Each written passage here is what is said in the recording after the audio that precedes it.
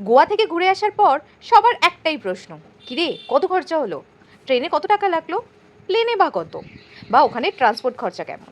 এই সব কিছু নিয়েই এই প্রথম ইনফরমেটিভ ভিডিও করতে চলেছি আমি। এবার সেই মহান ব্যক্তিকে দেখাচ্ছি যে আমাকে বালির স্বপ্ন দেখিয়ে গোয়াতে নিয়ে গেছে। এই গোয়ার সমস্ত কিছু প্ল্যানিং প্লটিং ওরই করা, তাই ওর থেকে হেল্প নিয়ে আজকের এই ভিডিও।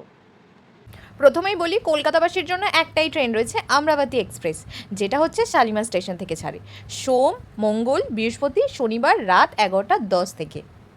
আমরা গেছিলাম থার্ড এসিতে। টিকিটের প্রাইসটা নিচে দেওয়া স্ক্রিনে রইল।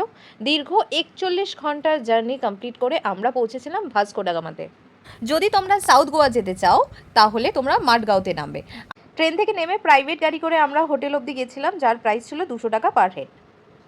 দীর্ঘ 41 ঘন্টার জার্নি করার পর শক্তি ছিল না কোথাও ঘুরতে যাওয়ার, তাই সি বিচে এসে আমরা সবাই একটু মজা করলাম। গোয়াতে অফ সিজন বলে কিছু নেই। রাতে 150 টাকার চিকেন বিরিয়ানি খেয়ে এখানেই আমরা দিনটা শেষ করেছিলাম।